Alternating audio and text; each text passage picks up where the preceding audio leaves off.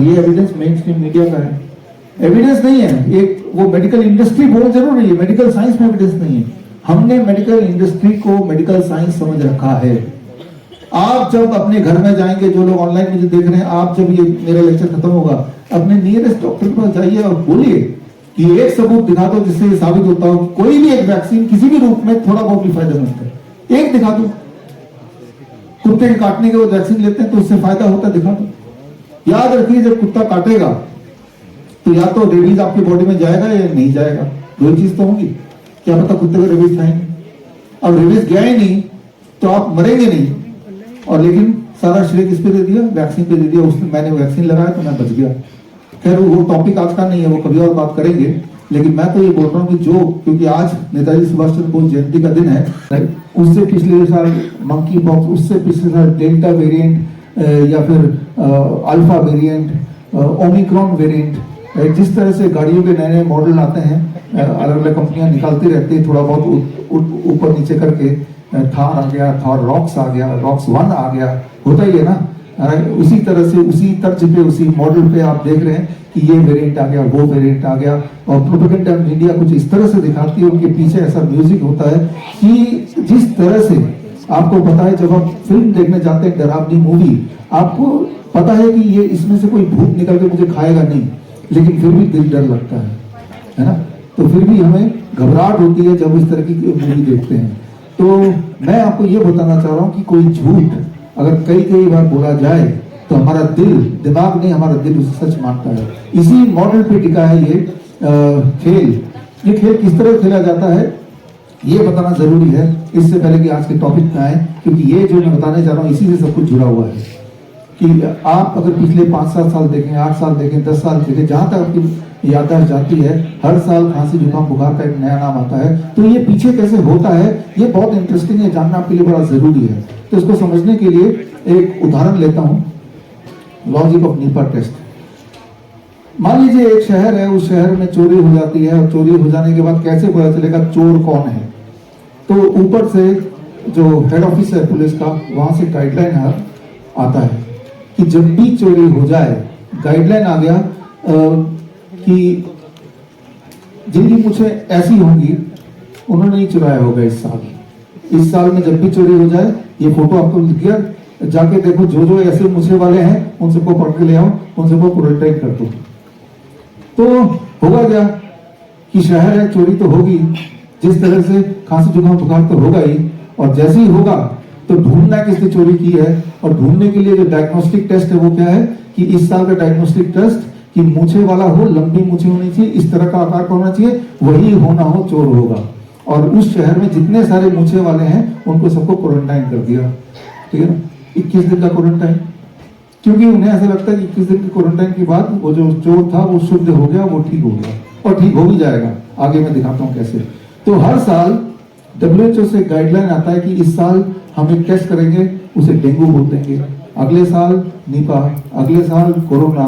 ठीक उसी तरह जिस तरह से हेड ऑफिस से हर साल एक फोटो आ जाएगा, इस साल चोरी होती है आपके शहर में, तो इस तरह के लोगों को पकड़ लेना जिनकी मूछें लगभग ऐसी हो, फिर उनको 21 दिन के लिए क्वारंटाइन में रख देना। क्या होगा क्वारंटाइन में रखने के बाद? ठीक हो जाएंगे। अब जरा सोचिए, अगर 21 दिन में इन लोगों ने इनमें से किसी को भी क्वारंटाइन में रख दिया और जेल के अंदर बंद कर दिया तो होगा क्या? 21 दिन बाद जब इनसे मिलेंगे, इन सब की शक्लें एक जैसी हो जाएंगी। नहीं हो जाएंगी एक जैसी? ना तो वो शेव कर पाएंगे ना कुछ कर पाएंगे, तो अब एक जैसे लग रहे हैं, वो ठीक हो गए। तो मैं यही बोलना चाह रहा हूं कि Nipah, corona, swine flu, chikungunya, monkey pox, dengue, Ebola, HMPV, ये सारे एक जैसे, अलग अलग है ही नहीं। कोई भी नाम दे दो, है तो खांसी जुकाम बुखार, उसका कोई भी नाम दे सकते हैं, राइट? तो उसी तरह से, तो ये लॉजिक अगर आपको ठीक से समझ नहीं आ रहा तो इसका साइंस थोड़ा सा मैं समझा देता हूँ। इसे कहते हैं बनाना टेस्ट। बनाना टेस्ट के लिए लेके आओ, बनाना टेस्ट लेके आ जाओ। ये केला टेस्ट है, इस केला टेस्ट से समझ आएगा कहाँ रहते हैं इसको। यहाँ पे एक वॉलंटियर भी आ जाए मेरे साथ, आप में से कौन आएगा? आप आएंगे? आइए। देखिए ये मैंने छीला इसको, इसमें कितने चाकू हैं? 5 कौन से रंग के?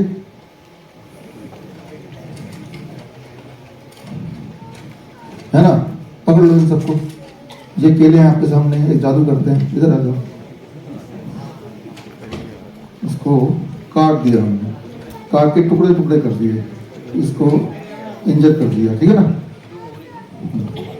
अब काट दिया और इन्हीं में से किसी एक चाकू से काटा, है ना।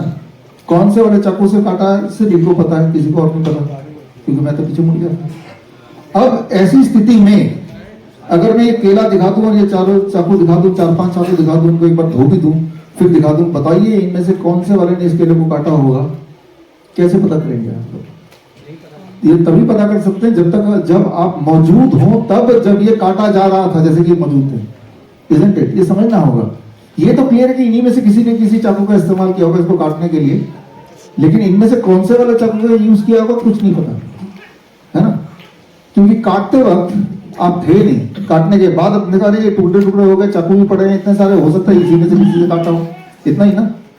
ये बात को समझने की कोशिश कीजिए कि जब भी कभी आपको खांसी जुकाम बुखार यानी कि फ्लू होता है, इसे बोलते हैं मेडिकल भाषा में इन्फ्लुएंजा लाइक इलनेस, तो हमारी बॉडी में इस चाकू की तरह बहुत सारे तरह के बैक्टीरिया वायरस हैं जिनमें ये क्षमता है कि आपको खांसी जुकाम बुखार दे दे।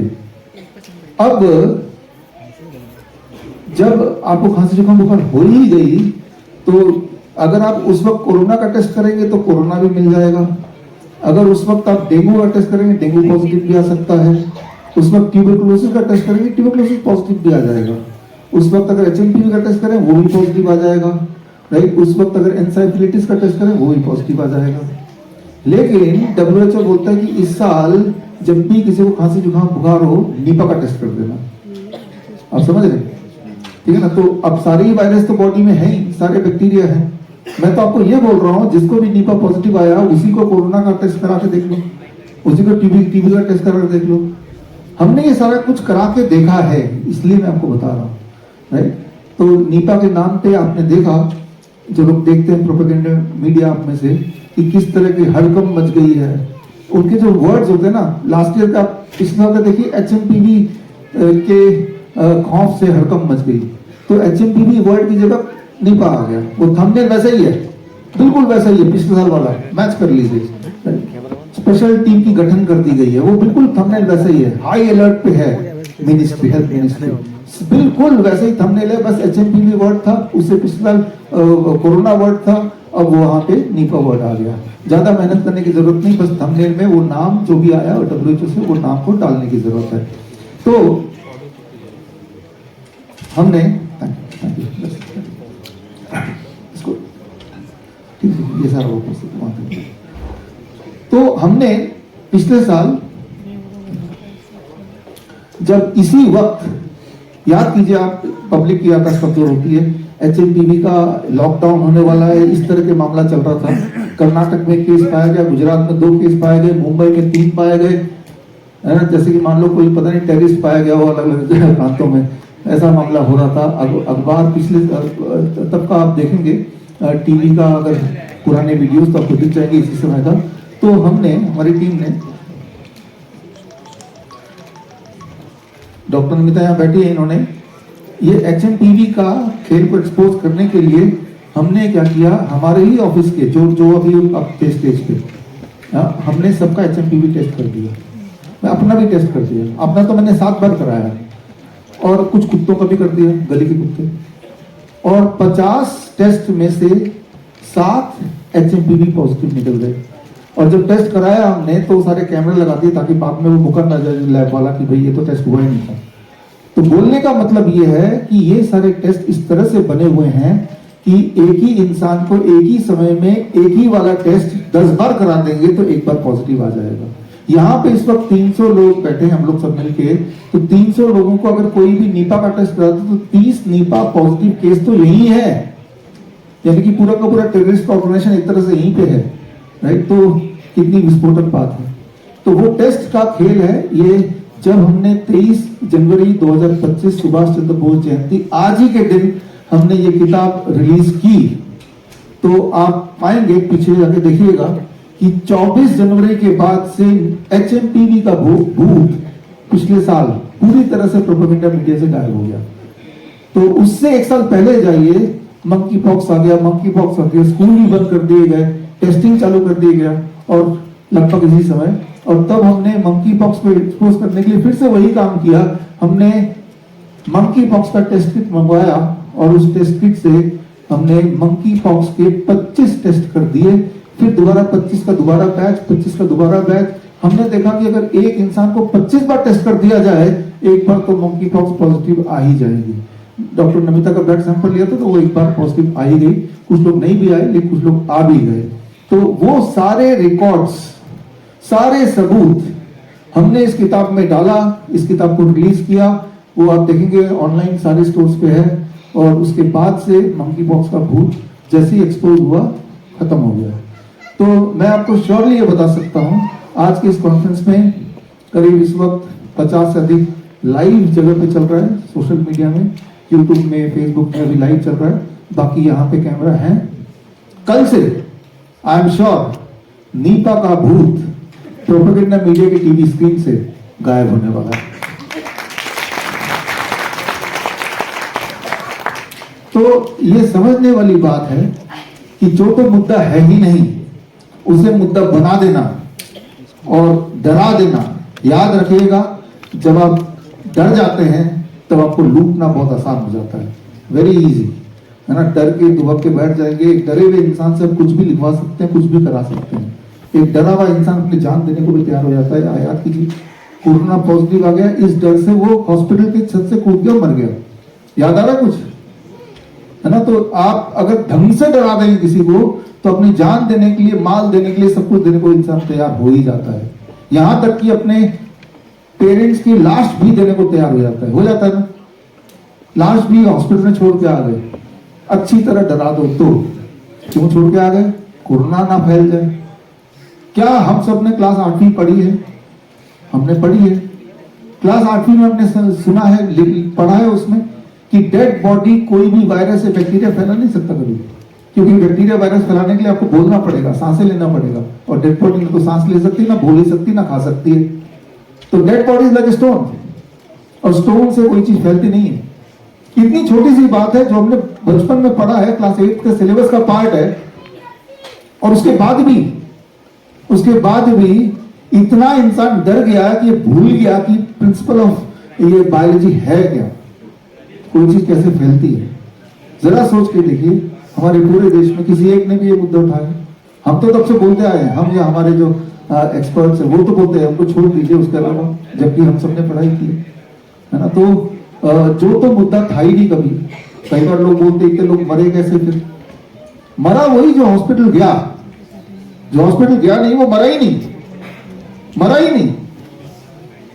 कोरोना काल को याद कीजिए, जितने लोग मरने वाले आपको याद आएंगे वो हॉस्पिटल गए, वहां पूरी तरह से तैयारी कर ली गई, सारा जहर था उनके पास, अभी भी है, नीपा के नाम से जो जाएगा, रेटनोविर है, लेप्नोविर है, रेमडेसिविर है, याद कीजिए। बस पहुंचे तो सही, वो लगा देंगे, इंसान मर जाएगा, बोल देंगे नीपा से पहली मौत, ठीक है ना। तो नीपा का खौफ फैलाने में आपकी लाश भी काम आएगी, ये आज की सच्चाई है। और कोई बंद कमरे में नहीं बोल रहा हूं मैं, ये तो लाइव चल ही रहा है ना, और बाकी जो कैमरा अपने सोशल मीडिया में आप चलाएंगे ही चलाएंगे, ठीक है। तो ये मैं ये क्यों बता रहा हूँ, मैं आपको ये बताना चाह रहा हूँ कि अगर आप इस भरोसे में है कि आपका हेल्थ का ध्यान कोई हेल्थ मिनिस्ट्री करेगी, कोई मेडिकल का हॉस्पिटल करेगा, वो नहीं करने वाले, वो तो आप ही को करना है। तो क्या करना है आपको, वही आज हम बात करने वाले हैं, रियल मुद्दे पे बात करने वाले हैं। रियल मुद्दा आज का ये है कि आज के बच्चे सबसे ज्यादा बीमार हैं। इतने बीमार कभी नहीं थे जब हम बचपन में थे, इवन आज भी इतने बीमार नहीं है जितने आज के बच्चे भी बीमार हैं। आप इसके बाद जो लोग लाइव देख रहे हैं, इसके बाद आप किसी भी स्कूल में चले जाइए, पब्लिक स्कूल में, आप पाएंगे हर 2 में से एक बच्चे को डेंटल प्रॉब्लम है, दांतों की दिक्कत। बच्चों को हर तीसरा बच्चा चश्मा पहला बार नजर आएगा, हर चौथे बच्चे को डाइजेशन इशू है, सीरियस इशू। हर 10वां बच्चा ADHD का पेशेंट है, attention deficit hyperactivity disorder. हर 100 में से एक बच्चे को ऑटिज्म है, जो कि स्कूल ही नहीं जा पाता, उनके लिए स्पेशल स्कूल होती है। हर 500 में से एक बच्चे को आज की टाइम पे सेरेब्रल पाल्सी है। सेरेब्रल पाल्सी आगे मैं दिखाऊंगा। सेरेब्रल पाल्सी का मतलब एक तरह से वो जिंदा तो है लेकिन बस जिंदा ही है। जैसे आप आराम से बैठे हुए ना, उनके पेरेंट्स को अगर बच्चे को बिठाना है तो रस्सी से बांधना पड़ता है, क्योंकि जब बैठते हैं तो बैठने के लिए भी इन मसल्स का सपोर्ट की जरूरत है। उनकी मसल सपोर्ट नहीं करती, बस मुश्किल से सांस ले पाते हैं, इतनी सपोर्ट करते हैं। Cerebral palsy, right. हर 500 में से एक बच्चा, हर 1000 में से एक बच्चा डायबिटीज टाइप 1 का पेशेंट है आज की तारीख में। अब याद कीजिए, जो दवाइयों, जो बीमारियों के नाम मैंने लिए, मेरे उम्र के लोग, 50 साल से ऊपर वाले लोग, याद कीजिए हमारे टाइम पे, हमारे स्कूल के टाइम पे कभी ऑटिज्म, ADHD ये सारे नाम सुने थे आपने? तो एकाएक कहां से आ गए ये नाम? आप किसी डॉक्टर से पूछिए, बोले जेनेटिक है। अगर तो जेनेटिक है फिर तो हमारे पूर्वज को भी इनमें से कोई ना कोई बीमारी होनी चाहिए, फिर तो 40 साल का भी कोई ऑटिज्म का पेशेंट होना चाहिए। जो 40 साल का है आदमी और ऑटिज्म का पेशेंट भी, तो ऐसे लोग आपको एक भी नहीं मिलेंगे, नॉट अ सिंगल वन, क्योंकि उस वक्त ये सारी बीमारियां थी नहीं। अब कैसे आ गई? आज हम बात करेंगे कैसे आई और कैसे प्रिवेंट करें और कैसे ठीक करें, और जो बच्चे ठीक हुए हैं वो पेरेंट्स भी यहाँ पे हैं, उनसे मिलाऊंगा मैं, राइट, तो वो भी हम देखेंगे। तो उसके लिए पहले समझना पड़ेगा आज इतनी बदतर हालत कैसे हुई हमारी, और उसको समझने के लिए आपको ये समझना पड़ेगा कि आज भी हमारी दुनिया में 10% ऐसी आबादी है जो किसी तरह का कोई वैक्सीन कभी नहीं लगाती। 10%, कई सारे कारणों से वो वैक्सीन नहीं लगाती, चाहे वो रिलीजियस ग्राउंड पे नहीं लगाती, चाहे वो यूं ही छूट गए तो नहीं लगाया, लेकिन नहीं लगाती। पूरे दुनिया में, मैं बच्चों के ऊपर जो वैक्सीन लगते हैं उनकी बात कर रहा हूँ, जितने सारे बच्चे बचपन में लगते हैं ना, पोलियो के लगते हैं और टीबी के लगते हैं, जो हर तरह के जो वैक्सीन हैं, MMR वैक्सीन हैं, ये सारे वैक्सीन जो बचपन में शेड्यूल में जाके लगाते हैं, मैं उनकी बात करता हूँ। आज भी हमारे दुनिया में 10% लोग जिनको वैक्सीन कभी लगाने नहीं। इंटरेस्टिंग बात क्या है कि जब भी कभी दुनिया में ऑब्जर्वेशनल स्टडी हुए, observation study between vaccinated population and unvaccinated population, दो तरह के पॉपुलेशन होगा ना, वैक्सीनेटेड ले लिए 100 जिनको बचपन के सारे वैक्सीन लग गए, और अनवैक्सीनेटेड ले लिए 100 जिनको की कोई वैक्सीन नहीं लगा। अब इन दोनों की जिंदगी को अगले 20 साल तक नोटिस किया, इसे कहते हैं लॉन्ग टर्म ऑब्जर्वेशन स्टडी।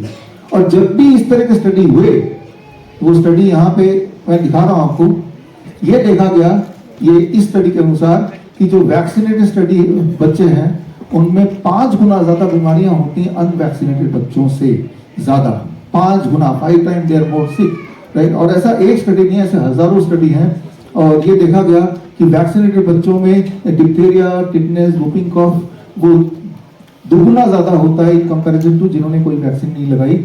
और इसी तरह का ये आप देखेंगे न्यूजीलैंड स्टडी, जिसमें वैक्सीनेटेड वर्सेस अनवैक्सीनेटेड बच्चों पे लॉन्ग टर्म स्टडी किया गया कई साल तक, तो ये देखा गया चाहे वो अस्थमा हो, एक्जिमा हो, ईयर इन्फेक्शन हो, टॉन्सिल हो, अचानक मौत हो जाना हो, हाइपर एक्टिविटी हो, ये वैक्सीनेटेड बच्चों में कई गुना ज्यादा होता है कंपैरिजन टू जिन बच्चों ने कभी कोई वैक्सीन नहीं लगाया।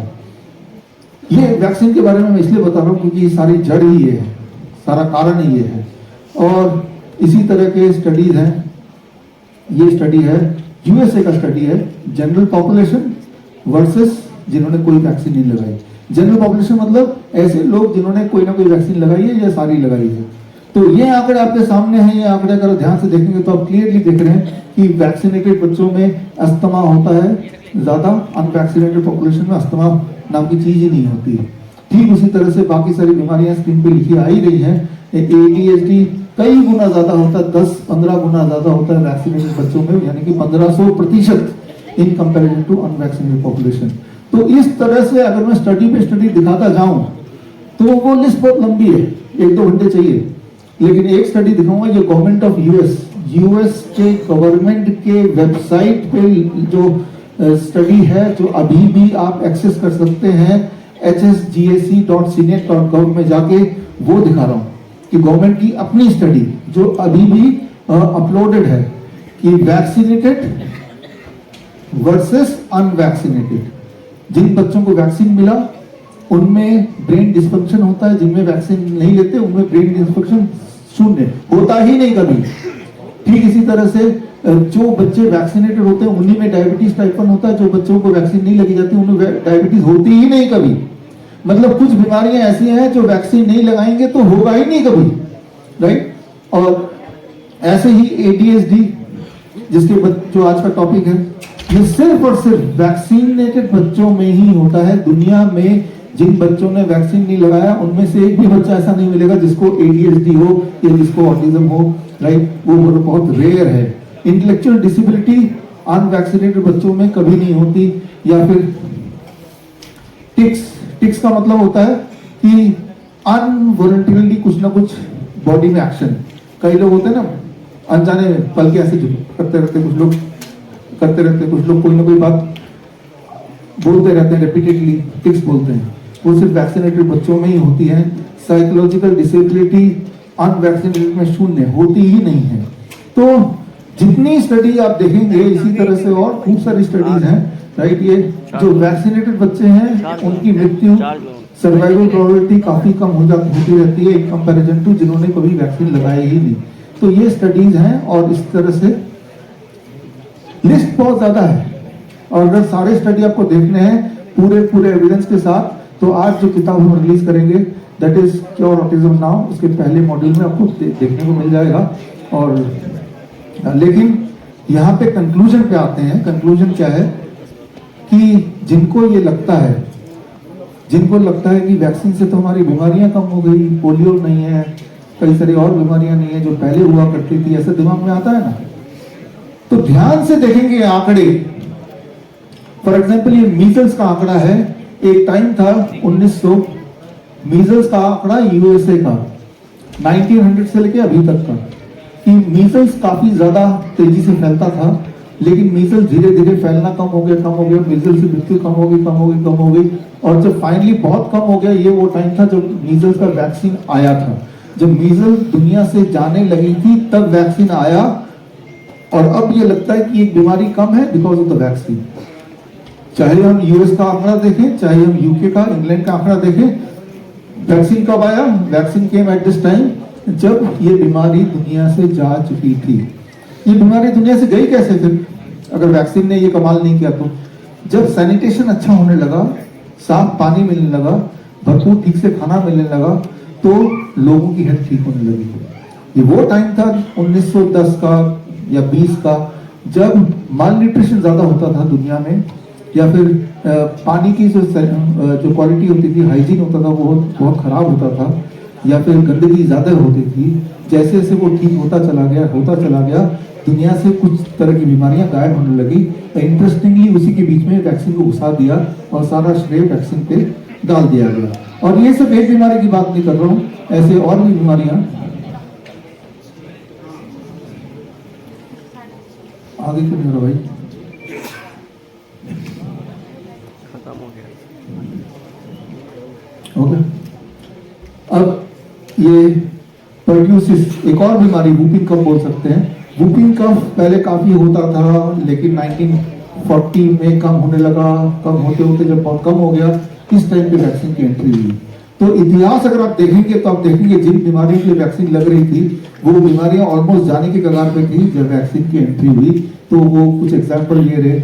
और कुछ बीमारियां ऐसी हैं जिनकी कोई वैक्सीन आई ही नहीं, जैसे टाइफाइड मॉर्टलिटी रेट पहले काफी ज्यादा होती थी, लेकिन वो भी धीरे धीरे अपने आप ही खत्म हो गई। तो इस तरह के आंकड़े अगर आपको देखने तो किताब के अंदर तो मिल ही जाएंगे। हम बात करते हैं करना क्या होगा इस पे।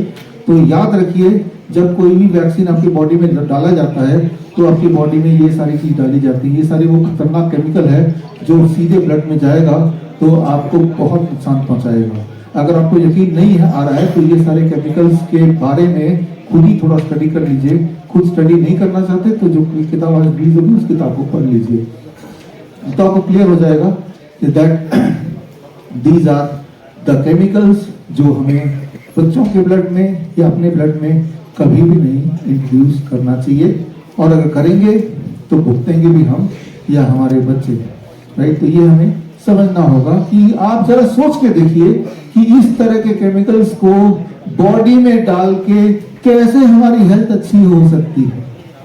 जब भी कोई आपको बोलता है, चाहे वो डॉक्टर हो, हेल्थ मिनिस्ट्री हो, कोई स्कूल हो, कोई भी बोले कि वैक्सीन से फायदा होता है, तो फायदा होता है तो कैसे पता फायदा होता है? कोई सबूत तो होगा, दुनिया में कोई सबूत नहीं है, एक भी ऐसा रिसर्च पेपर नहीं है जो ये बता सके कि वैक्सीन लेने के बाद ये वाली बीमारी गई है। एक भी नहीं है ही नहीं। और मैंने तो ऐलान किया था, मेरी जो किताब थी कोविड-19 वैक्सीन एंड द वायरस, कि अगर कोई एक सबूत दिखा देगा तो मैं 1 लाख रुपए दे दूंगा। लेकिन उस ऐलान को मैं बढ़ा के 10 लाख कर देता हूँ। 9 लाख रुपए आचार्य मनीष देने वाले हैं, ठीक है ना। तो टोटल 10 लाख हो गया, तो 10 लाख कर देता हूं कि एक भी सबूत आप ले आओ जिसमें यह साबित होता हो कि वैक्सीन देने से किसी भी रूप में किसी को भी कोई फायदा होता हो, राइट। तो अब हमारा मुख्य सवाल यह था कि बच्चों में इतनी बीमारी क्यों बढ़ रही है, इसको समझने की फिर हमें यह समझना होगा हम क्या करें कि वो ठीक हो जाए, ऑटिज्म ठीक हो जाए, ADHD ठीक हो जाए, सेरेब्रल पाल्सी ठीक हो जाए, रियल मायने में ठीक हो जाए, वो मेन स्ट्रीम में लोग बच्चे आ जाए, नॉर्मल स्कूल में जाने लगे, अपने पैरों पे खड़े हो जाए, खुद ही अपने कपड़े पहन पाए, माँ को माँ बोल पाए, बाबा बोल पाए, गाना गा पाए, डांस कर पाए। क्या ये हो सकता है? ये हो सकता नहीं, ये हो गया है। और आज हम ऐसे कुछ बच्चों को पेश करेंगे, लेकिन उससे पहले ये समझने की कोशिश करते हैं कि ये हालत यहाँ तक पहुंची कैसे। सन 2000 का ये देखेंगे आंकड़ा, समझाने के लिए बता रहा हूँ। यूएस में उस वक्त हर बच्चे को अनिवार्य रूप से 21 वैक्सीन लगते थे बचपन में, और तब वहां का ऑटिज्म था, हर 150 में से एक बच्चे को ऑटिज्म था। आज की तारीख में यूएस में कम से कम 40 वैक्सीन लगते हैं, मैक्सिमम 70 वैक्सीन लगते हैं एक बच्चे को 10 साल के अंदर अंदर। तो जैसे जैसे नंबर ऑफ वैक्सीन बच्चों में बढ़ते गए, उसी रफ्तार से ऑटिज्म का स्टैटिस्टिक्स भी बढ़ता गया। आज की तारीख में हर 31 बच्चे में से एक बच्चा ऑटिज्म का पेशेंट है। लड़कों की बात करें तो हर 12 में से एक बच्चा ऑटिज्म का पेशेंट है यूएस में। यानी कि यूएस में सड़क में जाते हुए 12 बच्चे मिलेंगे तो 12 में से रैंडमली एक बच्चा ऑटिज्म का मिल जाएगा। कितनी भयंकर बात है। इसका कंपैरिजन भारत के आंकड़े से करें तो भारत में 12 वैक्सीन लगते थे सन 2000 में एक बच्चे को 10 साल की उम्र तक। तो तब 2000 में से एक बच्चे को ऑटिज्म हुआ करता था, 2000 में से एक बच्चा। आज की तारीख में हर बच्चे को 23 वैक्सीन कम से कम लगते हैं। तो आज की तारीख में हमारे देश में हर 100 में से एक बच्चा ऑटिज्म का शिकार है, हर 100 में से एक बच्चा ऑटिज्म का शिकार है। तो ठीक इसी तरह से ADHD का आंकड़े भी आपकी आंखों के सामने हैं, attention deficit hyperactivity disorder. यानी कि अगर आप चाहते हैं कि आपका बच्चा न्यूरो डेवलपमेंटल डिसऑर्डर का पेशेंट बन जाए तो आपको सिर्फ इतना करना पड़ेगा कि नंबर ऑफ वैक्सीन अधिक बढ़ा दीजिए। जिस रफ्तार से वो बढ़ाएंगे उसी रफ्तार से उसके अंदर बीमारियां आती जाएंगी, बड़ी भयंकर तरीके से आती जाएंगी। हमारे पेरेंट्स में आपसे मिलाता हूँ कि वो बड़े खुश हुए कि पेरेंट बने, बच्चे ने बोलना भी सीख लिया, बात करने लगा, समझने लगा, खड़े होने लगा। लेकिन जैसे जैसे वैक्सीन लगते गए जो जो चीज बच्ची को उपलब्धियां थी वो वापस आने लगी, धीरे धीरे वो रिवर्स होने लगी, वो गायब होने लगी। तो ये एक बहुत ही ज्यादा डिफिकल्ट सिचुएशन होती होगी किसी पेरेंट्स के लिए। तो यहाँ पे अभी तक तो मैं बात कर रहा था कि मुख्य प्रॉब्लम क्या है। मुख्य प्रॉब्लम है वैक्सीन। लेकिन ये चीज आपके दिमाग में, सबके दिमाग में ऐसा भर दिया गया है बार बार बोल बोल के कि वैक्सीन तो जान बचाता है, ये वैक्सीन ने आपको बचा के रखा, अगर ये बच्चे को नहीं लगाएंगे तो आप मर जाते हैं। याद कीजिए मेरी उम्र के लोग, जब हम बच्चे थे तो लकी थे हम, 2, 3, 4 वैक्सीन लग के ही काम छूट गया हमारा, राइट। तो इसीलिए हमारे ऊपर उतना प्रभाव नहीं पड़ा। We are still healthy. हालांकि वो 2, 3, 4 भी नहीं लगने चाहिए थे। तो अब ऐसे बच्चे हम सबके सोसाइटी में हमारे आसपास हैं, तो उनको ठीक कैसे करें। तो पहला स्टेप तो ये हुआ कि ऐसे बच्चे को दिक्कत ही ना आए। तो पहला मैसेज तो ये है कि किसी भी हालत में किसी भी तरह का कोई भी वैक्सीन कभी भी किसी को किसी भी रूप में नहीं लेना चाहिए। Very simple. क्योंकि ऐसा कोई सबूत है ही नहीं कि जिससे साबित होता हो कि किसी भी एक वैक्सीन से किसी भी तरह से कोई भी फायदा किसी को भी कभी हुआ है या हो सकता है। सबूत ही नहीं है, एविडेंस है ही नहीं। जिनको लगता है एविडेंस है तो वो दिखाइए। मैंने तो दिखाया एविडेंस, ये तो थोड़े से है, बाकी किताब में आप देख लीजिए। और ये एविडेंस मेन स्ट्रीम मीडिया का है, एविडेंस नहीं है। एक वो मेडिकल इंडस्ट्री बोल जरूर रही है, मेडिकल साइंस में एविडेंस नहीं है। हमने मेडिकल इंडस्ट्री को मेडिकल साइंस समझ रखा है। आप जब अपने घर में जाएंगे, जो लोग ऑनलाइन मुझे देख रहे हैं, आप जब ये मेरा लेक्चर खत्म होगा अपने नियरेस्ट डॉक्टर के पास जाइए और बोलिए कि एक सबूत दिखा दो जिससे ये साबित होता हो कोई भी एक वैक्सीन किसी भी रूप में थोड़ा बहुत भी फायदेमंद है। एक दिखा दो। कुत्ते के काटने के बाद वैक्सीन लेते हैं तो उससे फायदा होता है, दिखा दो। याद रखिए जब कुत्ता काटेगा तो या तो रेबीज आपकी बॉडी में जाएगा या नहीं जाएगा, दो ही चीज तो होंगी। क्या पता कुत्ते को रेबीज था ही नहीं, अब रेबीज गया ही नहीं तो आप मरेंगे नहीं, और लेकिन सारा श्रेय किस पे दे दिया, वैक्सीन पे दे दिया। उसने मैंने वैक्सीन लगाया तो मैं बच गया। खैर वो टॉपिक आज का नहीं है, वो कभी और बात करेंगे। लेकिन मैं तो ये बोल रहा हूँ कि जो, क्योंकि आज नेताजी सुभाष चंद्र बोस जयंती का दिन है, तो अपने आप को आजाद कैसे करेंगे? अपने आप को आजाद तभी करेंगे जब अपने आप से आप पूछना सीखेंगे, आंख बंद करें जब विश्वास नहीं करेंगे। आफ्टर ऑल इसे एविडेंस बेस्ड मेडिसिन बोला जाता है। तो एविडेंस बेस्ड मेडिसिन का एविडेंस कहां है? ये बात आपको पूछना ही होगा, राइट? अपने भविष्य के लिए, अपने बच्चों के भविष्य के लिए। Where is the evidence? एक एविडेंस तो लेके आओ। एक एविडेंस, हमने एक पत्र लिखा, 1000 लोगों को लिखा, जितने मेडिकल एसोसिएशन है, राइट, कि भाई आप एविडेंस एक तो दीजिए, राइट? कोई नहीं देने वाला, बिकॉज वो है ही नहीं वो। तो खैर पहला स्टेप तो ये है अभी तक का कंक्लूजन, कि एक मैसेज ये कि किसी भी रूप में कोई वैक्सीन कभी किसी को नहीं लेना है। क्यों नहीं लेना है और क्या क्या और है, बहुत सारे और सवाल होंगे, उसके लिए आज जो किताब रिलीज होगी उसमें से आप पढ़ लीजिएगा। लेकिन अभी मोस्ट इंपॉर्टेंट क्या है कि अगर किसी बच्चे को न्यूरो डेवलपमेंटल डिसऑर्डर हो ही गया है तो अब क्या करें कि उसको उस ट्रैप से बाहर निकालें। तो उस पर हम बात करेंगे, उसको समझने की कोशिश करेंगे। ऐसे पेरेंट्स यहाँ पे हैं जो अलग अलग शहरों से आए हैं, जिन्होंने अपने बच्चे को ठीक किया है, और वो मैसेज आपको देना चाहते हैं इस उम्मीद से कि ये जो देख रहे हैं जो लोग, अगर ऐसे पेरेंट्स भी देख रहे हैं या आप किसी पेरेंट को जानते हैं जिनके बच्चे को ऑटिज्म या ADHD है, तो ये वाला संदेश इन पेरेंट्स का जो आपके सामने आएंगे अभी, जरूर उन तक पहुंचाइए। तो आपको समझ आएगा कि बड़ी से बड़ी दिखने वाली बीमारी आसान से आसान तरीके से घर बैठे ही अक्सर ठीक हो सकती है। ऐसी बीमारी जिसे बोल दिया गया वो कभी ठीक ही नहीं हो सकता।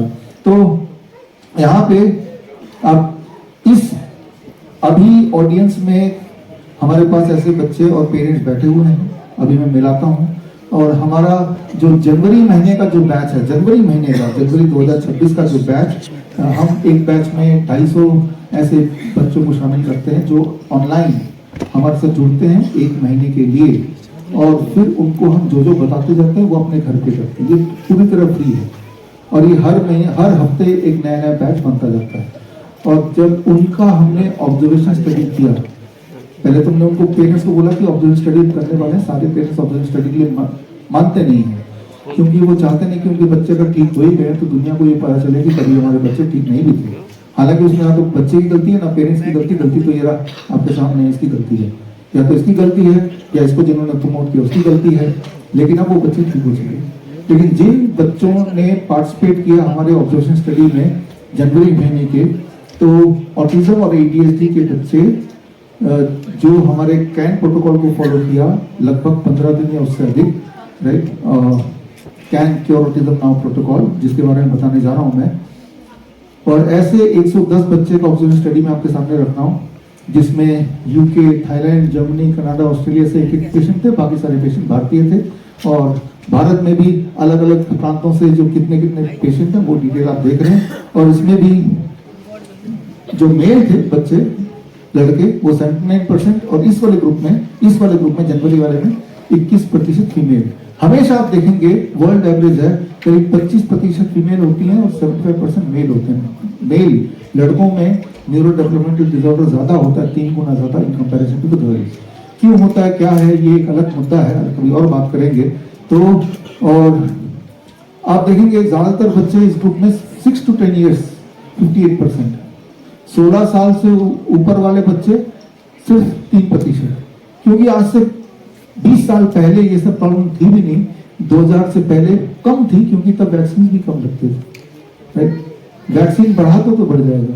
अभी US में 22 सितंबर को ट्रंप ने अनाउंस किया, लगातार अनाउंस किया, क्लियरली उन्होंने बोला कि आज हमारे देश में जो ऑटिज्म है उसका सिर्फ सबसे बड़ा एक ही कारण है, वो है बच्चों को जो वैक्सीन लग रहे हैं, क्लियरली।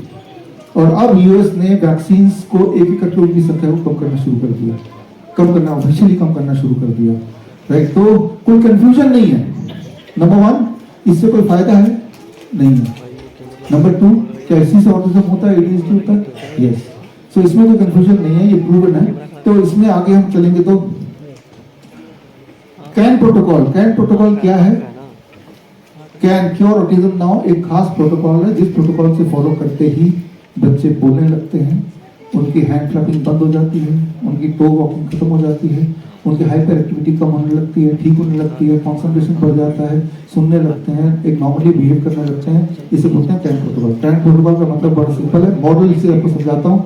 कुछ चीजों को नहीं करना, जैसे 6 साल का बच्चा, तो हमने बोलते हैं जो वैक्सीन लगाया आगे से मत लगाना, एंटीबायोटिक्स को मत देना किसी भी तरह का, कोई तरह का फास्ट फूड मत देना, किसी भी तरह का एनिमल प्रोटीन मतलब dairy product and animal protein animal food नहीं देना। तो या जो स्क्रीन एक्सपोजर है, इलेक्ट्रोमैग्नेटिक फील्ड, उसको कम से कम कर दो, जीरो ही कर दो।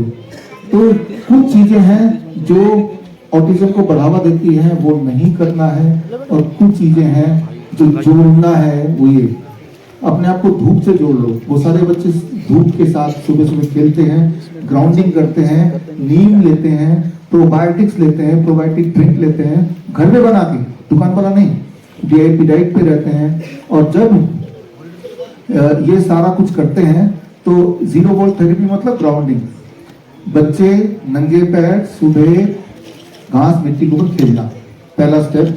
तो इस ग्रुप में अगर आप देखें तो हमारे जो 110 बच्चे का ग्रुप है जिन्होंने ऑब्जर्व स्टडी में पार्टिसिपेट किया, उनमें से 70% बच्चे कर पाए ग्राउंडिंग, बाकी बच्चे नहीं कर पाए ठीक से, क्योंकि उसके पेरेंट्स को टाइम नहीं होगा या वो बच्चा खुद ही नहीं जाना चाहता, वो अलग बात है। और करीब सनलाइट एक्सपोजर 78% बच्चों को ठीक ठाक मिल गया, और ऑन एवरेज DIP डाइट 83% बच्चों को ठीक से फॉलो कराया गया, बाकियों को ठीक से नहीं कर पाया शायद। कोकोनट जो कि एक मुख्य इंग्रेडिएंट है, कोकोनट का fat, plant fat, animal protein को रिप्लेस कर दिया प्लांट फैट से। इसके पीछे का साइंस समझना है तो इसके आगे आपको समझ में आएगा, या बुक के अंदर तो लिखा ही है। डिनर 8 बजे से पहले करा देना, उसके बाद कुछ मत देना खाने को, ये 85% पेरेंट ने फॉलो किया। प्रोबायोटिक ने 87% फॉलो किया। लगभग सारे बच्चों ने एक चीज जरूर फॉलो की, वो है नीम का सेवन। सोच के देखिए, अगर मैं आपको बोल दूं कि नीम के पत्ते चबाने हैं आपको, तो आप सोचेंगे मैं कैसे कर पाऊंगा, उससे अच्छा बीमार रहना ही ठीक लग रहा मुझे तो। और उधर ये बच्चे नीम बड़े आराम से ले लेते हैं। तो बच्चों का जो एक सोच है, दिमाग है, टेस्ट बड्स है, वो हमसे अलग है। उनको पेरेंट्स को तकलीफ नहीं हुई बच्चे को नीम खिलाने में, तभी जाके आप देख रहे हैं कि अधिकतर बच्चे सबसे ज्यादा नीम थेरेपी को फॉलो किया। नीम थेरेपी का मतलब बड़ा सिंपल है, कई सारे मीनिंग है इसके जो आगे जाकर आपको पता चलेगा। नीम खाना, नीम लगाना तो आगे डिटेल में आएगा। जब बच्चों ने ये किया, पेरेंट्स ने बच्चों पे कराया, कौन से वाले बच्चे जो ऑटिज्म के पेशेंट हैं, ADHD के पेशेंट हैं, न्यूरो डेवलपमेंटल डिसऑर्डर के पेशेंट हैं, तो क्या हुआ उनके साथ? तो average improvement in primary parameters, जो उनके इंप्रूवमेंट है, मान लेते हैं इसमें से हम ले लेते हैं हाइपर एक्टिविटी। 92% बच्चों को हाइपर एक्टिविटी पहले थी और 51% फायदा हो गया। 51% मतलब आधे फायदा हो गया, आधे। तो it is a good with in few days. Similarly अगर हम लें स्पीच, डिलेड स्पीच, बच्चों को बोलने में तकलीफ, जो 87% बच्चों में पहले थी ऑन एवरेज, वो उनमें 27% इंप्रूवमेंट आया। जितना था उससे 27%। किसी को हो सकता है 100% इंप्रूवमेंट आ गया, किसी को हो सकता है 10% इंप्रूवमेंट आया। तो एवरेज की बात कर रहे हैं हम। ठीक इसी तरह से अगर आप देखें लिमिटेड आई कांटेक्ट, ऐसे बच्चे होते हैं जो नजर नहीं मिलाते, आई कांटेक्ट नहीं करेंगे, इधर देख के बात करेंगे, that is one of the symptoms. और 91% अधिकतर बच्चों में एक दिक्कत आती है, जिनमें 54% ठीक हुआ। 54% का मतलब यहाँ पे ये होता है कि कुछ बच्चे 100% ठीक हुए, कुछ बच्चे 27% ही ठीक हुए, 20% ठीक हुए। तो एवरेज जो आया वो 54% इंप्रूवमेंट आया। तो ये है प्राइमरी सिम्टम जिनके बेसिस पे ये डायग्नोज किया गया जाता है कि बच्चे ऑटिज्म के पेशेंट हैं या नहीं है। जैसे इनएप्रोप्रिएट लाफ्टर, 92% बच्चे में ये वाली दिक्कत थी, जो कहीं भी हंसना नहीं तो हंसने लगेंगे, जब हंसना है तो हंसेंगे नहीं, राइट। तो इसमें जो इंप्रूवमेंट आप देख रहे हैं इस वाले बैच का 15 दिन के आसपास, या 15 से थोड़े ज्यादा दिन करने के बाद, दैट इज 43% इंप्रूवमेंट, यानी कि कुछ का पूरी तरह ठीक हो गया, कुछ का पूरी तरह ठीक नहीं हुआ। तो एवरेज, कुछ का बिल्कुल भी ठीक नहीं हुआ, ऐसा भी है। तो एवरेज मिला के 43% इंप्रूवमेंट। तो इस तरह से ये है प्राइमरी सिम्टम्स में इंप्रूवमेंट। एक इंपॉर्टेंट बात समझना होगा अगर आपको ऑटिज्म न्यूरो डेवलपमेंटल डिसऑर्डर समझना है। डायबिटीज समझना आसान है, क्योंकि डायबिटीज का एक ही parameter, only one, blood sugar reading बताओ। अगर वो कम है तो अब ठीक है, ज्यादा है तो डायबिटीज है। ब्लड प्रेशर एक ही पैरामीटर है, बीपी की रीडिंग बताओ, उसी से डायग्नोस होगा कि आप बीपी के पेशेंट है या नहीं है। जबकि न्यूरो डेवलपमेंटल डिसऑर्डर की कोई एक पैरामीटर नहीं है, इसके इतने सारे पैरामीटर हैं, प्राइमरी पैरामीटर। इन सबको ठीक करेंगे तो जाके बच्चा ठीक हुआ मानेंगे। और जो सारे सिम्टम सारे बच्चों को नहीं होते, इनमें से कोई पर्टिकुलर 10 होंगे किसी एक बच्चे को, किसी दूसरे बच्चे को, उनमें से कोई और 10 होगा। वो आपको समझना पड़ेगा, आगे समझाऊंगा।